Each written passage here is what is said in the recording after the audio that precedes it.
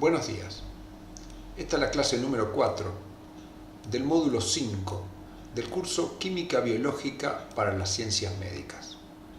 Este es un curso organizado por el Departamento de Docencia del Centro Universitario de Estudios Medioambientales de la Facultad de Ciencias Médicas de la Universidad Nacional de Rosario. En la clase de hoy veremos el eje hipotálamo hipofisario gonadal y las hormonas relacionadas a la producción y eyección de leche materna. Como hemos visto, el hipotálamo es una estructura que produce diversas hormonas conocidas como hormonas liberadoras o hormonas inhibitorias que actúan sobre la adenohipófisis o sobre la pars intermedia de la hipófisis, regulando la producción de hormonas hipofisiarias. Muchas de ellas van a actuar sobre segundas glándulas que producirán hormonas y otras, como la hormona de crecimiento o la prolactina, harán su efecto directo sobre los tejidos blancos. En la clase de hoy nos centraremos sobre el eje hipotálamo hipofisario gonadal, que involucra a las hormonas liberadoras de gonadotrofina que actúan sobre las células gonadotropas, produciendo las hormonas luteinizante y folículo estimulante. Estas hormonas actúan sobre ovario y testículo, modulando la producción de estrógenos y testosterona. Por otro lado, la hormona liberadora de prolactina y la dopamina son dos estructuras químicas producidas por el hipotálamo que estimulan e inhiben respectivamente las células lactotropas de la adenohipófisis y regulan de esta manera la producción de prolactina, que es una hormona involucrada en estimular la producción de leche a nivel de la glándula mamaria. Una hormona relacionada a la prolactina es la oxitocina, que es producida por el hipotálamo y liberada en la pars distalis o neurohipófisis. La oxitocina actúa sobre receptores del músculo liso del útero y también en las células mioepiteliales de la glándula mamaria, produciendo la eyección de leche. Comenzaremos entonces con las hormonas liberadoras de gonadotrofina, que es la hormona que controla la producción de LH y FSH. A partir de un precursor proteico, como ocurre en todos estos casos, a nivel del hipotálamo se produce en este precursor el corte y la generación de un péptido que tiene 10 aminoácidos, que es secretado a la sangre y por el sistema venoso porta hipofisario llega a la adenohipófisis, donde actúa sobre las células gonadotropas. En las células gonadotropas de la hipófisis tenemos básicamente dos tipos de receptores para la hormona liberadora de gonadotrofina, el tipo 1 y tipo 2. El tipo 1 es un tipo de receptor que actúa a través de proteína G de tipo GQ, fosfolipasa C, y aumenta la concentración de calcio dentro de las células gonadotropas, estimulando de esta manera la liberación de las gonadotrofinas conocidas como LH y FSH. Los receptores de tipo 2 estarían en las mismas células y tendrían un efecto inhibitorio, pero es menos conocido su función. Las gonadotrofinas, conocidas como LH y FSH, son producidas, como dijimos, por las células luteotropas o gonadotropas de la adenohipófisis. Como hemos visto recién, el factor liberador o hormona liberadora de gonadotrofina, al unirse al receptor, estimula la liberación de LH y FSH. El LH y FSH van a viajar por sangre hasta las ovario y testículo, donde fundamentalmente actuarán sobre receptores asociados a proteínas triméricas GS, actuando a través de la enzima adenilciclasa y produciendo aumento de AMP cíclico y activación de la enzima proteinquinasa A. Toda esta serie de eventos concluirá estimulando el proceso de transformación del colesterol hasta andrógenos y testosterona. Acá a la derecha vemos brevemente la estructura de LH y FSH. La LH y la FSH son dos hormonas diméricas que tienen una subunidad alfa y una subunidad beta. La subunidad alfa se origina a partir de un gen común que aporta la cadena alfa, que es igual tanto en LH como en FSH, y se encuentra también en otras hormonas como la hormona estimulante de tiroides y la gonadotrofina coriónica humana. Por lo tanto, FSH y LH se diferencian entre sí por su cadena beta.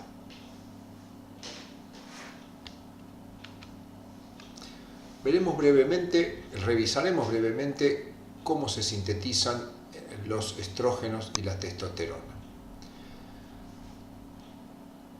Las hormonas sexuales se sintetizan a partir del colesterol. Como sabemos, el colesterol se sintetiza a partir de acetil-CoA, que forma hidroximetilglutaryl-CoA, luego ácido mevalónico, geranilpirofosfato y colesterol.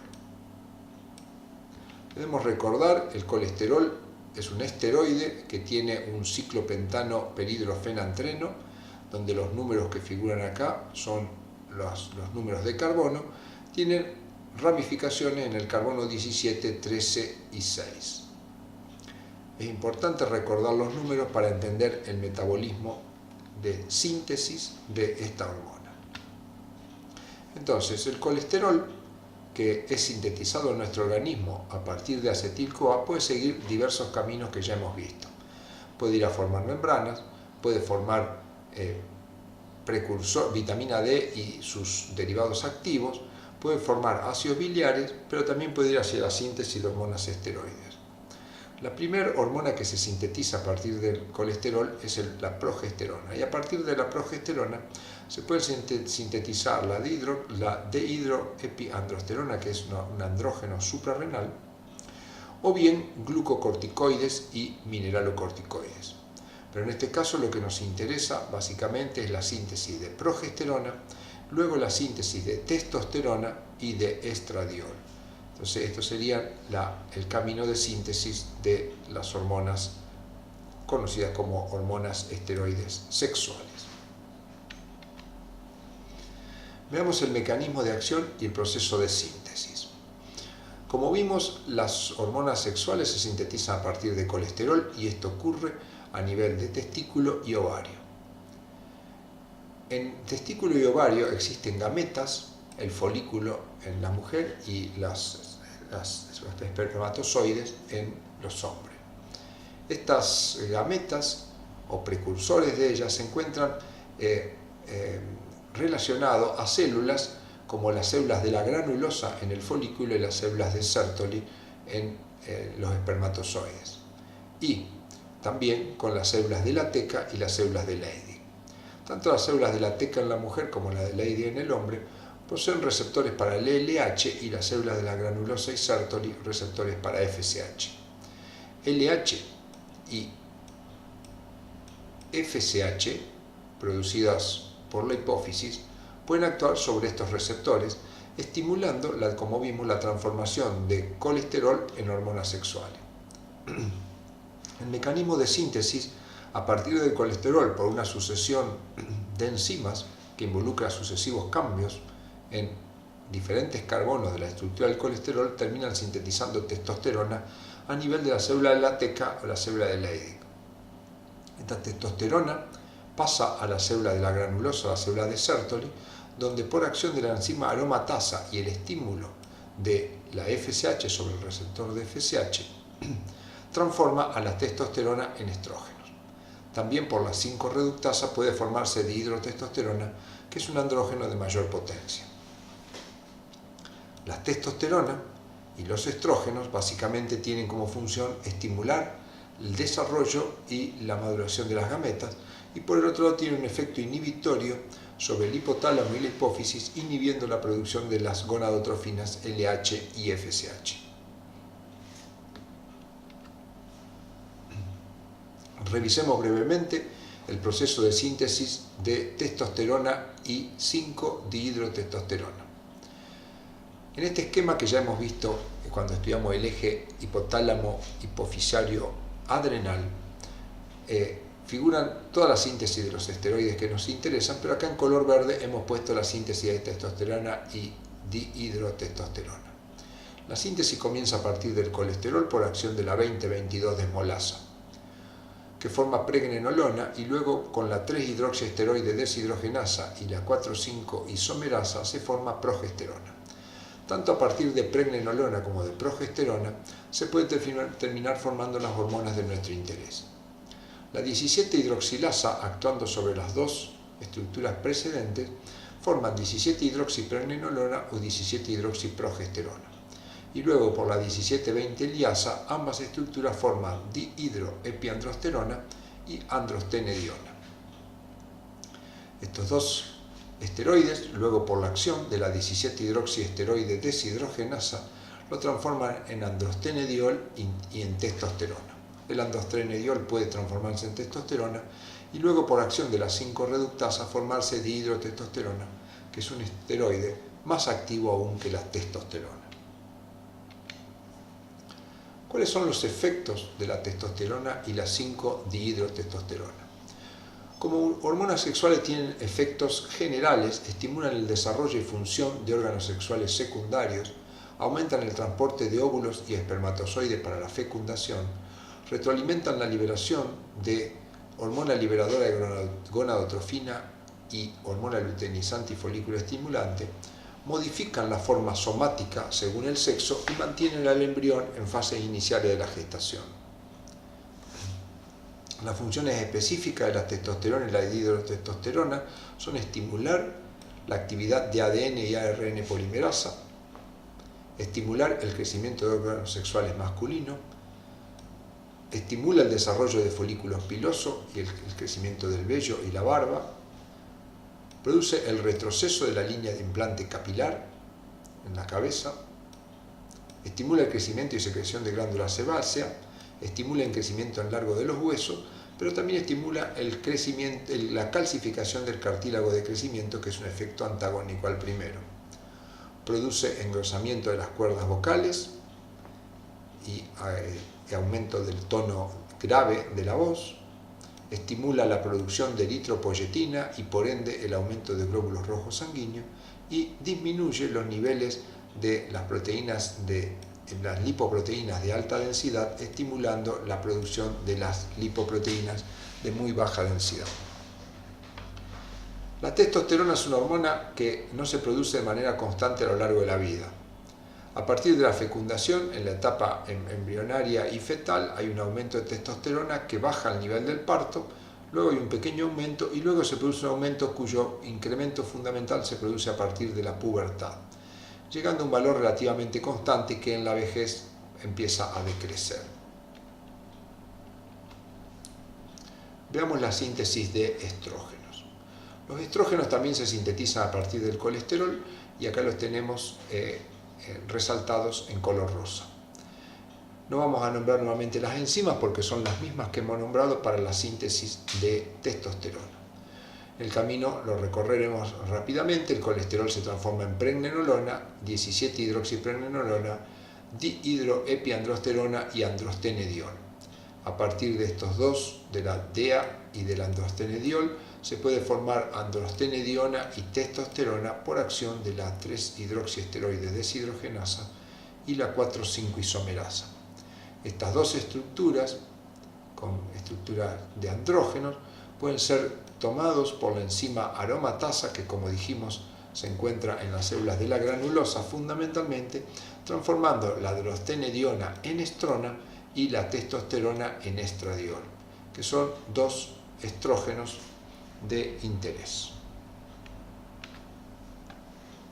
Como vimos, la producción de andrógeno y estrógeno se relaciona entre las células de la granulosa y de la teca, o bien de las células de Leydig y de Sertoli. En el caso del folículo, la acción de LH sobre los receptores de LH en la teca produce una transformación de colesterol a testosterona, que luego pasa a la granulosa y por acción de la FSH se generan estrógenos. Este proceso va ocurriendo en el folículo en desarrollo, lo que va produciendo mayor producción de estrógeno, que va realizando una retroalimentación positiva sobre la producción de LH. En el folículo preovulatorio se produce exactamente lo mismo, pero se empieza a producir a nivel de la teca mayores niveles de progesterona. Y luego que se produce la ovulación y se libera el folículo con la granulosa, queda el cuerpo lúteo, que son básicamente las células de la teca que quedan bajo la acción de LH. La LH estimula el pasaje de colesterol a progesterona, produciéndose el aumento de progesterona. Los estrógenos tienen efectos específicos, estimulando el desarrollo de la glándula mamaria en conjunto con la prolactina, estimula el desarrollo de órganos sexuales, estimula el depósito de tejido adiposo e inhibe la resorción ósea. Puede aumentar la retención de sodio y estimula el crecimiento longitudinal del hueso, y al igual que la testosterona también estimula la calcificación del crecimiento, jugando los efectos 6 y 7 de manera antagónica sobre el crecimiento longitudinal, cuya longitud resultará de la prevalencia de uno u otro de los procesos.